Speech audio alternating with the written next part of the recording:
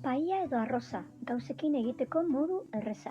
Aizu begira ondo, hau oso erresa da eta egunero egiteko modukoa da. Ikasle pixu batean bazaude edo sukaldatzen hasi berria bazara, hau ikasi behar duzu, bai ala bai. Lehenengo gauza kontuan izan arroza egiteko gutxi gorabehera 5 minutu beharko direla. Ez da gehiegi. Osagaia, oinarrizkoak arroza eta ura, eta etxean daukazuna. Nahi baduzu, marizko estilokoa, erosi ditzakezu, gambak, almejak, nahi baduzu simpleagoa, barazkiak, menestrauietakoak, izoztuak edo freskoak, edo bestela klasikoa, urdaiazpiko pusketak edo txorixua.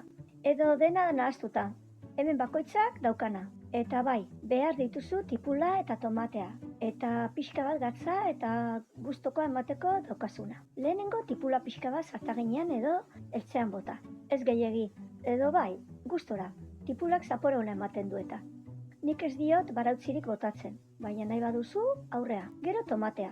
Tomate egina badao, fregitua, badaukaia da gatza eta zaporea. Naturale balima da, gero gatza bota beharko diozu. Ondoen, aukeratutako osagaia. Momento klabea, arroza.